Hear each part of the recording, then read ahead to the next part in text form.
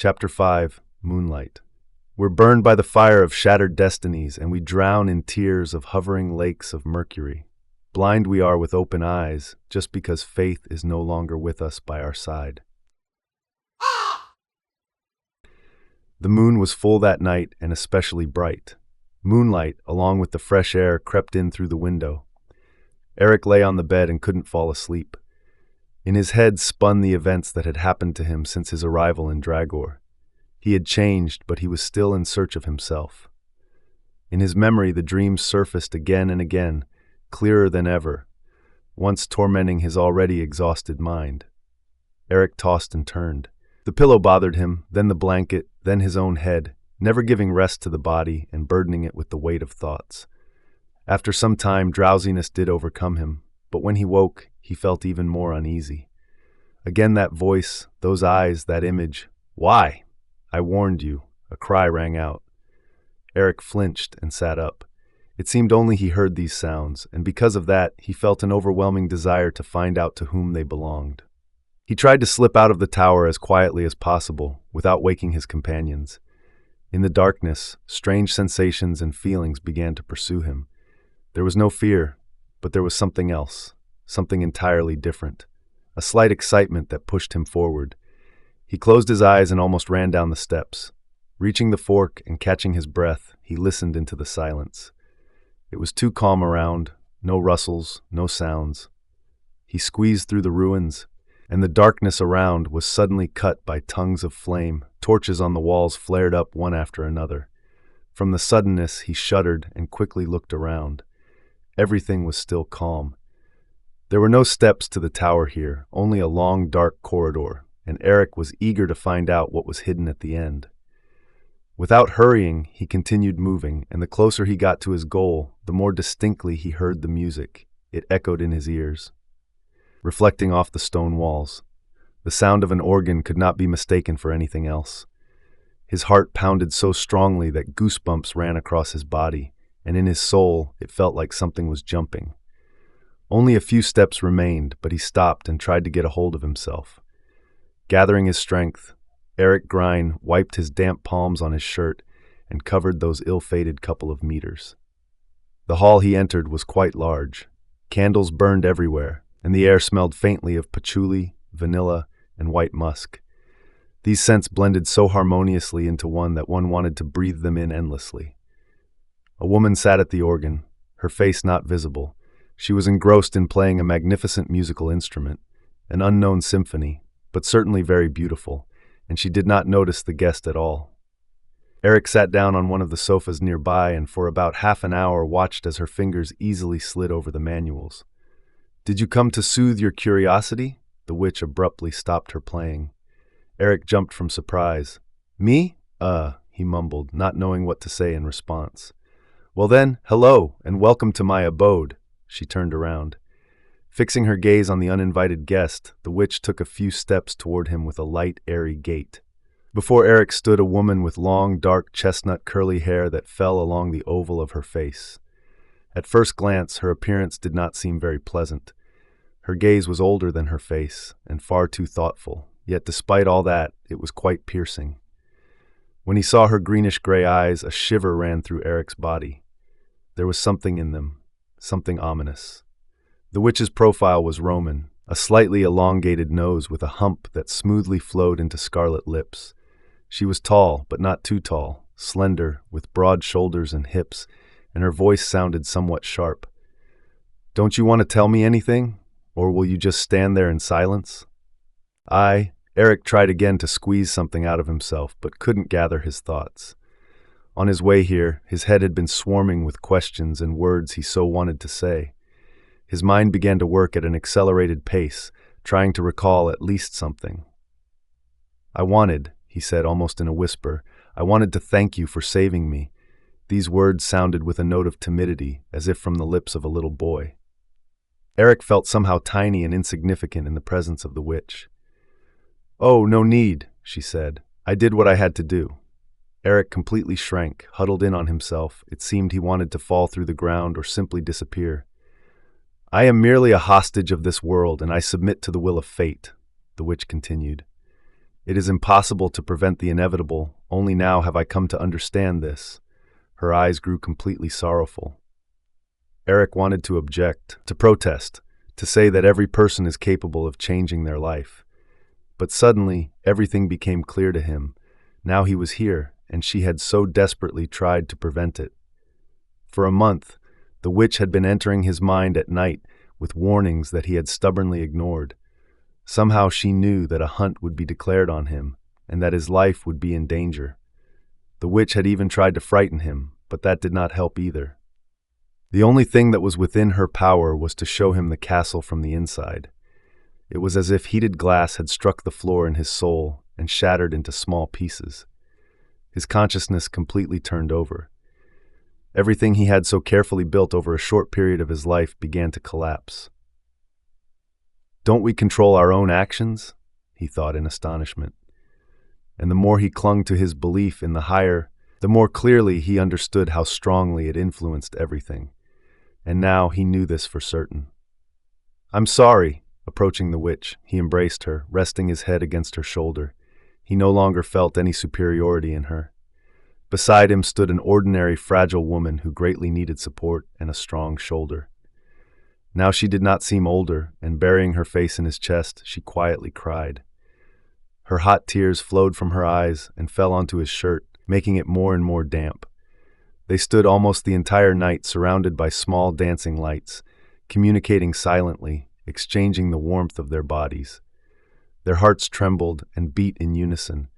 Even the parting at dawn was completely wordless, but Eric already knew for certain that the next night he would return again. A fiery sphere, touching the sky with its crimson rays, penetrated the tower through the stained glass windows, illuminating the table at which Toshiro sat, tucking one leg under himself. As it turned out, he was making notes in one of the books, continuing the work of his predecessors. He slightly swung his other leg and from time to time adjusted his glasses, which kept slipping down his straight nose. Carefully tracing each word with the pen and dipping its tip into the ink, he would sometimes reread what he had written. "I've been using a quill for some time now, but I still can't get used to it," Toshiro said upon seeing Eric, as if in passing. "I'd take a regular pen instead, because I just can't understand how scribes manage to do their work so neatly without putting a single blot." "Join us," Garrison beckoned him with a hand, kneading rice balls in meat sauce and paying no attention to his muttering friend. Stepping over the threshold, Eric closed the door behind him and, smiling slightly, sighed with relief. Good thing they didn't pounce with questions, he thought. Sitting down in the chair and staring at his plate, Eric mechanically began to throw food into his mouth, and his thoughts again drifted back to her. Again he stood, embracing the witch among the dancing lights, breathing in the scent of trembling flesh and listening to the beating of her heart. Her small chest pressed closer to him with each breath, making his soul languish and tear apart. Of course, your idea of a night walk around the castle was very reckless and dangerous. Toshiro's words brought Eric back down to earth. But you probably did calm your curiosity, right? Jarrison picked up. So, what do you think of her? You went to the witch, didn't you? He kept bombarding Eric with questions. I hardly spoke with her, came the reply. His words sounded as if memorized. Eric's cheeks flushed lightly and his pulse quickened a little. He no longer wanted to tell anything. I only brought my thanks for the rescue, that's all. The day dragged on endlessly for Eric. He couldn't wait for the solar disk to set beyond the horizon and for his friends to drift into the world of dreams.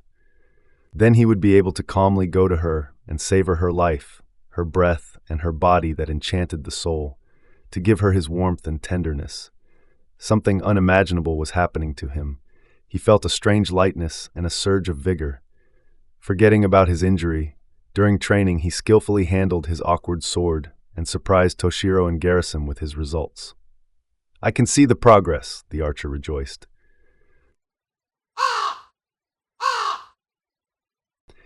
The long-awaited night descended upon the stone city.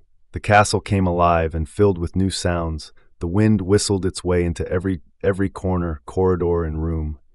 Eric waited until his companions fell asleep and someone else awoke. He ran, skipping every other step downward. Soon, very soon, he would see her. And now he was there, where he had been the previous night, only completely alone. No burning candles, no pleasant aroma, no witch. Emptiness and disappointment. Could it all have been a dream or a wild fantasy? But no, she was here, standing before him in the same slightly transparent white dress and smiling gently. Eric stepped up to her and embraced her. "I was afraid, and you're here," he said almost in a whisper, catching the wind with his hands. The witch was not there, but now she had settled in his thoughts and feelings, in his heart. He had never wanted anyone as much as he wanted her. His head spun, and his legs carried him somewhere on their own.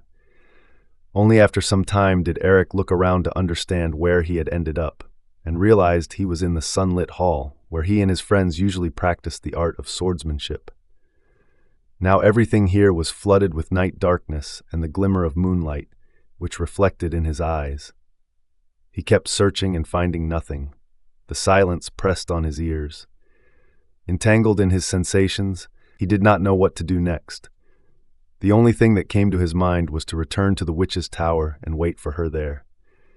At the entrance, he saw a bush of wild scarlet rose with a single flower entwining a column.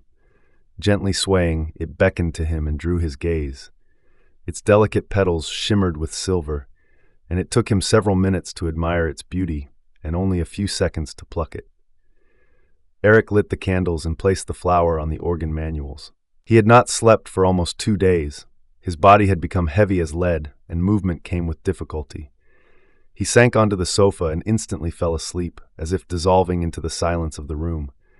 The sleep was quite deep, no dreams tormented him, and it seemed to stretch into infinity, until an inner clock called him to awaken, erasing all the mysteries of oblivion. Opening his eyes slightly, he realized he was still alone. Jumping to his feet, Eric turned his head in confusion, looking around. But there was still no one. It took him a couple of minutes to come to terms with the thought that she was not there. The same burned-down candles with melted wax, and the same flower, but no, the flower was no longer there. Eric ran closer to the instrument. On the stool lay only 2 sabers in their sheaths. Without hesitation, he took them and looked around once more. Emptiness. He was alone in the vast hall, where it made no sense to stay. As long as he was here, she would not come. On his way to his tower, Eric met Toshiro and Gerasim. They looked at him with worry and distress. "At it again?" Gerasim thundered. He barely held himself back from grabbing Eric like a puppy by the scruff. "We've been searching for you." Toshiro wanted to add something, but the words never left his lips. His gaze was fixed on the weapon Eric held. "Sabers," he said, spellbound. "Interesting, very interesting." The archer stepped closer to Eric and held out his hands. "May I?" "Yes, of course." Eric immediately realized that Toshiro was eager to examine the weapon more closely. "So now you have a weapon of the soul as well," Gerasim said with admiration. "Each of us received it in our own time and in our own place. The castle itself chooses when and how. Perhaps a warrior's soul truly lives in you after all, and now you wield a mystical weapon." Toshiro, drawing a saber from its sheath, examined the gleaming steel thoughtfully. "Zen teaching says, cut through duality." Eric looked at Toshiro questioningly. "For a person who is in this state, time flows quite differently," Toshiro began to explain. "Inside it's normal, but the world around moves much slower. That is, the warrior does everything much faster." Toshiro fell silent for a moment, then continued. "Yes, definitely, sabers suit you better than anyone. Your speed and agility are just right for this weapon. The main thing now is don't disgrace its soul." "Soul? I hardly understand anything about this," Eric objected. "It's nothing. You'll learn everything," Gerasim reassured him. "Besides, you'll see, it will be much easier than you think. After all, it's not you who chooses, but you who are chosen." For some reason, Eric had thought the sabers were a gift from the witch, but it turned out they were from the castle walls. "And how did you get your weapons?" Curiosity overtook Eric.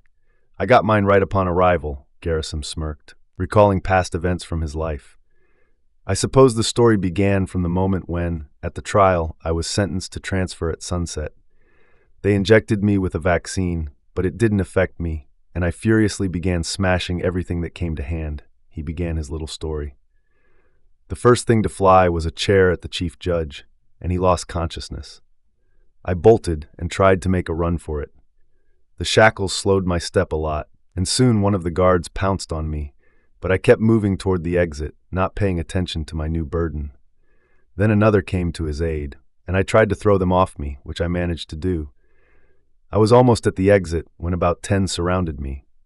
They all rushed me and brought me down, injecting another dose. My head clouded, and I lost consciousness. I came to after quite a short time, just when they were trying to put me into a box and send me here. But my vision was still blurred. My body was completely weakened, and I couldn't move. My strength returned gradually. I saw them closing the lid above me and heard the box creak as it passed into a saju. The noise stopped, but very soon another appeared. There was some kind of commotion nearby. My hands and feet began to obey me. Throwing off the lid, I saw the living dead, who at the crash rushed at me. There were about a dozen of them, maybe more. In that moment, I had to pull myself together and crawl out of that damned box. One step and I collapsed to the floor. They were approaching. I tried to get up. Pain pierced my muscles. I needed to defend myself, but I had nothing. I jumped aside trying to dodge, and my foot caught on a mace. Garrison pulled out his weapon from behind his belt. Yes, this very one. His weapon of the soul was a solid metal combat mace, a six-flanged with a sharp elongated tip in the form of a spear. The six-flanged mace itself was an ancient Russ weapon and consisted of 6 cutting plates. The mace was quite large and heavy, just to match the big Garrison. And what happened to you after that? Eric wanted to hear the continuation of the story. I killed all my opponents, though at first it seemed to me that they were ordinary people and that I was doing something very bad. But I comforted myself with the thought that it was for the sake of saving my own life. Only that way could I survive, after which, naturally, I tried to get out of the castle, but obviously unsuccessfully. I wandered for about a week in search of shelter. I hardly ate anything and lived on some roots and plants that were unfamiliar to me then. I slept a couple of hours a day and only during the day. At night I always tried to stay on guard, and at sunset I would sneak unnoticed to the gates and wait. Wait for even the smallest hope of salvation. And then Toshiro appeared, and only then everything became much easier. Together we found the right place and adapted to surviving in the castle. Something like that. Garrison finished with a smile. Next comes Kobayashi's story. A story? Toshiro smirked.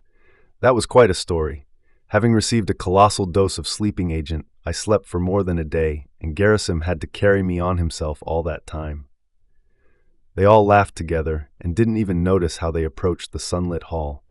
There, talking, they got on with their usual business. And the weapon of my soul turned out to be a whole set, Toshiro continued. I received it as soon as we settled in the tower. It was a bow, a naginata, and a shield. Only now did Eric take a closer look at what kind of shield it was. A long, elongated hexagonal shape made of sturdy steel with an unusual ornament. After a short training session, the friends decided to go to the gates, where a far from pleasant surprise awaited them. By the box, they found a dead woman lying face down. Garrison turned her over and saw 2 small wounds on her neck. Maria, Eric turned pale. You knew her? Toshiro said quietly with sympathy. Yes, he sat down by her lifeless body. Her skin had taken on a bluish-gray shade, and horror was frozen in her half-open eyes. We're very sorry, Garrison offered his condolences. Her flesh is drained of blood. She had been searching for death for many months, Eric whispered bitterly. It's a pity she found it. Her body needs to be laid to rest. As soon as Eric said these words, a crash was heard at the passage. 24 rabpires were approaching them. They had to leave. Eric clutched the hand of the dead woman and did not want to let go. I won't leave Maria to them, he shouted. There's nothing that can be done for her anymore. The big man pulled Eric away from the corpse. We need to go, the newcomers howled, calling others for help. The sound cut into the ears painfully, and it was almost impossible even to think. His head rang, and his insides twisted in convulsions. Toshiro, writhing in pain, released several arrows at once, and striking the throats of the calling enemies, successfully sheltered behind his shield from an axe thrown at him. Fending off the living dead with his free hand, Gerasim held Eric with the other until he finally broke free and drew his blades. In the blink of an eye, steel flashed in the air, and two beheaded rabpires took their final steps, and collapsing onto the floor, their bodies turned into a heap of rot. His swords responded to his every thought and obeyed the slightest movement of his wrist, cutting through enemy flesh. Soon, by their combined efforts, every last enemy fell, but others were about to appear at any moment. The warlike trio had to flee. "I can't leave her here," Eric clung to Maria. He still did not want to leave the lifeless body to be torn apart by the monsters. "You must." His friends forcefully dragged him away from the battlefield. She approached him with a gliding gait, her head held high. "You took everything from me." Her voice rang loud, sharp, and reproachful. "Oh, how rude," Gregory gave a faint, sarcastic smile. "You come as a guest without an invitation, and with such claims on top of that. Not good, not good," he added after a pause. "And since when do you know what is good and what is not?" The witch leaned slightly toward the vampire and tried to catch his gaze. "Since the very moment you became part of my existence." Drawing close to the witch, he looked straight into her eyes. She faltered, her gaze drowned in his immortal, bottomless eyes. He mentally consumed her, and she froze like a statue, unable to move a single muscle. The touch of death awakened her. Gregory brushed his cold hand against her hot cheek, and the witch recoiled as if struck by a current and took a few steps back, yet, without looking away, continued to remain silent. "And what did you find in him?" the vampire said with a hint of curiosity. "Could it be the human life that I so crudely took from you?" "Yes, mortality," she cut back. Gregory burst out laughing. This was not the laughter of an ordinary man. The sounds that rang out were much deeper, more piercing. "Well then, welcome to my world." The witch lowered her head guiltily, but almost immediately raised it again. "Perhaps I should kill you?" The witch whispered. "After all, it is within my power. You know that my blood is deadly to any of your kind." "Perhaps you should," the vampire said seriously and calmly. He thoughtfully looked aside, his brows lifting slightly. "But then you would have to sacrifice yourself, or better yet, that human you hold so dear. Though..." Gregory once again shifted into his peculiar manner of speaking. He toyed with her like a well-fed cat with a mouse. Drawing closer, he circled her, tracing an invisible outline with his hand, brushing his fingers along her back and chest, making her take a sharp, deep breath and close her eyes. "You won't be able to kill me, anyone else, but not me," he continued. "We are bound, you and I, and there is no sense in denying it." Yes, they were bound, not only by the past, but by the future as well. Many events still awaited them, which they would have to live through together and apart. She continued to feel the most tender and delicate feelings for him. He was her creator. He had taught her to live. For her, Gregory was not just a vampire. He was her entire world. She looked into the abyss of his eyes, and the abyss looked back at her. Her true emotions and words hung over the precipice, never falling. Why had she come to him? Simply to see him, that was all. But no, she continued to deceive herself. No more. Her voice trembled with the lie. No more. She repeated insistently, coming to terms with that thought. "No more." "As you wish," he said slyly, covering her lips with his finger. "Let it be your way, but next time, come when your words grow coarse and you yourself believe that the truth is that invented lie." He left her alone with the air and cold that filled her insides. Only those who are not born do not die. Everyone else is destined for death's embrace. How long a person is meant to live, no one knows. But one thing is clear, only the time that is allotted belongs to them. We no longer live in the present day, we live in the future, cherishing hope for something beautiful, and in the past, preserving memories in our souls. And yet our life consists of moments which we fail to understand, continuing to think we are eternal, and only in moments of loss do we reflect on the inevitable. That day, which as always came into the stone city after the night, Eric and his friends were in turmoil. The death of a person could not leave them indifferent. Gazing into the gray veil beyond the window, Eric withdrew into himself. The only thing he could feel now was pain, which together with a cry longed to break out. In those few weeks of acquaintance, Maria had opened up to him. She had told him everything, shared her feelings and experiences in the hope that he would help her. Or why else? But for her, the world had turned out to be cruel. No love from those close to her, no understanding, only emptiness and suffering. Eric stopped looking for the witch, yet he did not stop thinking about her. On the contrary, she occupied almost all his thoughts. Even at that very moment, her image stood before his eyes, and only she had the power to comfort him, which she had no intention of doing. Sitting in her tower, she watched the wick and the flame of the candle. Her gaze was directed somewhere far into the future. Trying to make sense of her visions, she realized she was failing. Anxiety gripped her more and more, and a feeling grew inside her so rapidly that it immediately turned into panic. The witch turned pale. She could no longer stay in one place. Jumping to her feet, she paced from side to side like an animal in a cage. Time passed, and she still could do nothing about it. The events unfolding were beyond her control. Recently, she had lost control over everything that was happening. Chaos reigned in her mind, and turmoil settled in her soul. From her helplessness, she wanted to smash everything around her. Grabbing a nearby candelabrum, she hurled it at the wall. Small porcelain pieces scattered across the floor with a clatter. She wanted to see Eric, but before they met, she had much to think through and decide. She no longer wanted to keep secrets inside herself. This knowledge was gradually destroying her. Like a drug, it first intoxicated, then caused dependence, and finally an overwhelming thirst to know even more. Her head split from the buzzing swarm of thoughts that were bursting outward. Outside the window, in the cover of churning water, a small flock of cawing crows flew past. These birds were proud and completely free. Each beat of their wings stirred envy in the witch.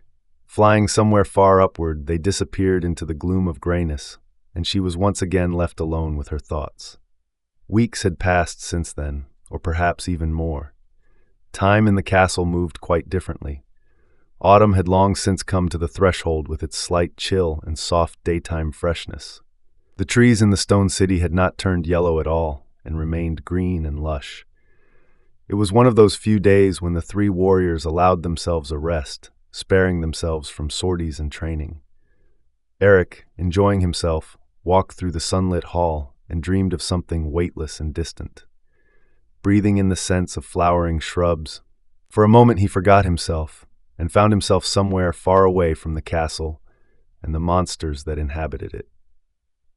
He did not remember the witch, nor the feelings that had burdened him, and his soul, like a feather in the wind, floated in the air and danced to the sound of a trembling heart.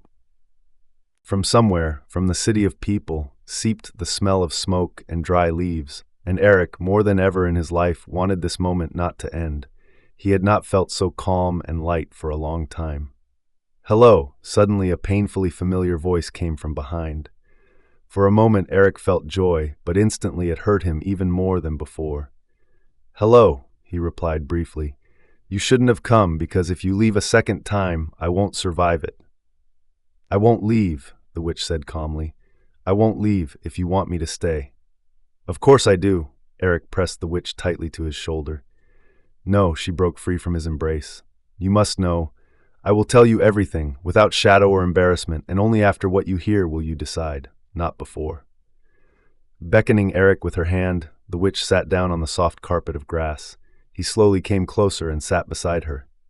"Speak! I will listen to everything you tell me, and I will never let you go again." "Don't rush, please." The witch sighed heavily and looked aside. "This is not a game with the soul. It's hard for me." She sat for a long time in silence and detachment, as if alone with herself.